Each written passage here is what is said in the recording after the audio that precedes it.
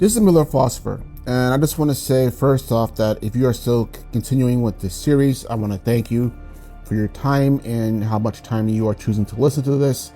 If you don't make it to the whole thing, that's perfectly fine.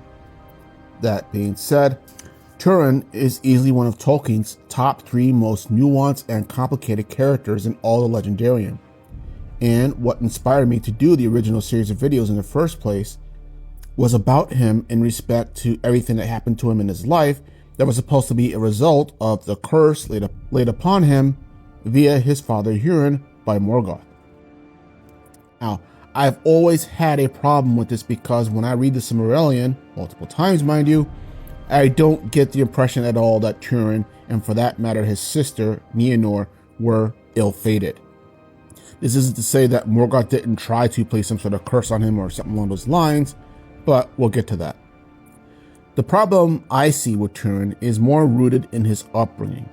He was born during a time of peace, but to 2 diametrically opposed parents. A military father who was oftentimes more abroad than at home, so much so that Turin himself thought that Hurin preferred the company of elves to those of his own family and race, and a mother who was a hardcore survivor from a previous war and extremely difficult migration. Experiences that made her icy and cold upon all who first come upon her and knew anything of her, Morwen. Now, Turin took more of his mother's composure than his father's because of this experience, and that's sad, because if Hurin knew anything about calm, composure, and patience that he may have learned, he could have taught that to his son. But as it is, between his mother's influence and the loss of his sister, which also had a drastic effect on him, Turin becomes hard and borderline cynical, but at the same time also compassionate. And that compassion being topped off with a need to protect those who are in pain or just in need of protection in general, whether it be his family or any who's under his charge. Turin, put simply, was an extremely rash and angry person with little to no self-control over his impulses. But this wasn't for evil purposes or even directly self-centered purposes as well, though at times his ego will come into play. Because of the loss that he experienced early on of his sister and his father, Turin feels a need to protect those around him and feels the most pain and anguish when he's unable to do so.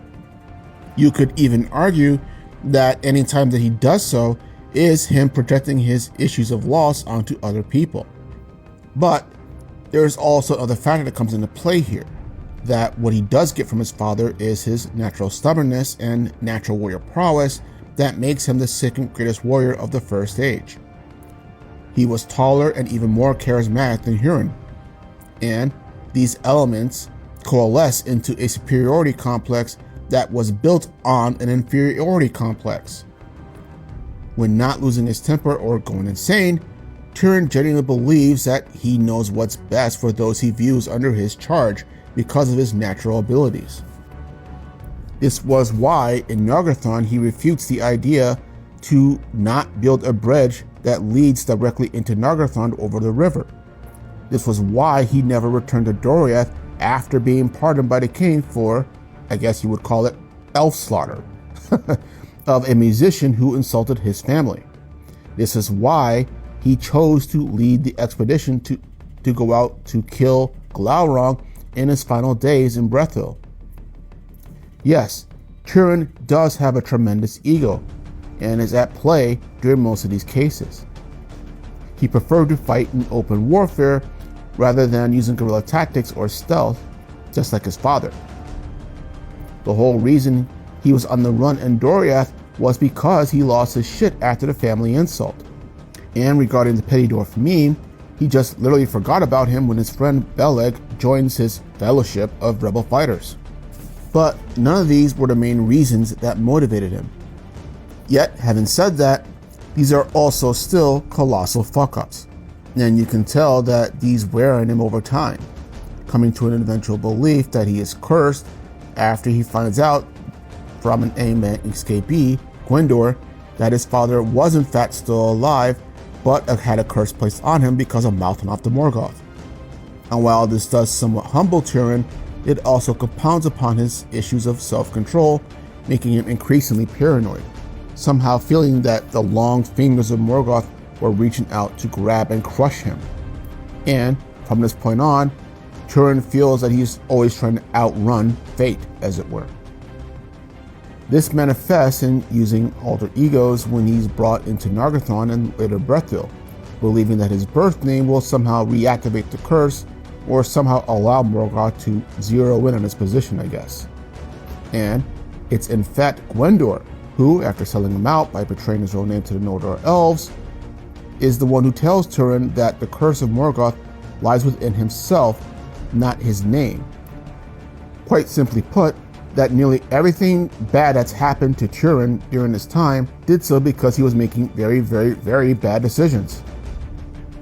Turin is not a fool though.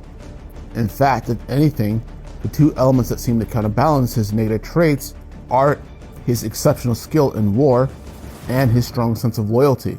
And yes, again, compassion to those in need. Turin is not like Fëanor, nor even a Fëanor light, who, in the depth of his power, prowess, and madness, gave zero fucks about anyone or anything else. And keep in mind, this is coming from a Fëanor fan, mind you. And I would also argue that Turin actually does mature. He does grow, he does evolve.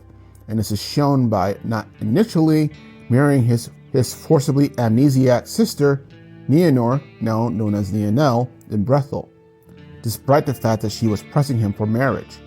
And this is also keeping in mind the fact that Turin and Nienor knew nothing about each other than the other existed.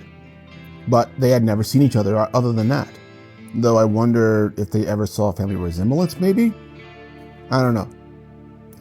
Anyhow, you could almost argue that in a way that Turin almost succeeds and thwarts the curse because he wouldn't be setting up Glaurung's reveal to Nienel about her identities, made all the worse by her pregnancy as a result of said marriage when he finally does cave. It's worth diving into what would have happened had he had chosen not to marry Nienel, actually. And perhaps I'll do a separate video on that at some point in the future. So, that being said, if there is any larger framework at play here, I would say, in my secondary opinion, as a fan of Tolkien and as a reader of the story, that Turin and Nienor represented the state of the Edain post-Battle of Unnumbered Tears. That prior to the war, the people were overall very hopeful and prosperous despite recovering from the Dagor-Bragollach War and other similar skirmishes. A belief in the eventual downfall of Morgoth and the victory of the elves, that things were going to work out. However, after the Battle of Unnumbered Tears, they were just fucking lost at that point. That faith is completely shattered and broken, and it's destroyed, and everything from that point on for the Edain, as well as the remaining elf realms, is about survival and trying to stay the hell out of Morgoth's crosshairs. And how this state is a steadily decaying situation where now even the smallest mistakes can have catastrophic consequences. And not all of them coming from Morgoth. So that being said, this is why I also think that Turin was not making his decisions under a curse, because all these decisions are being made by his own impulses. For the most part, you can basically argue that no one's making him do anything.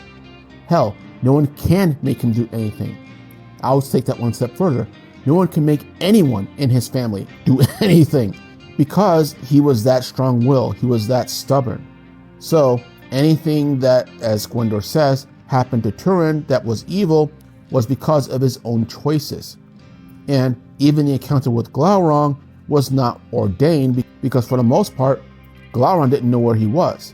Yes, he knew that he was a guerrilla fighter at some point in a local area, but other than that, he didn't really know anything. He wasn't planning on encountering him at Nargothrond or during the battle beforehand. And he was sure as hell not planning on encountering him in Brethil later on when he's killed by said Turin. And those are my thoughts basically on Turin, fate, and just how, like his father, he is a badass, but he's also a complicated and kind of a fucked up badass as well. And that's not an insult to him whatsoever. But let me know your own thoughts below. This is the Miller Philosopher. Have a good day.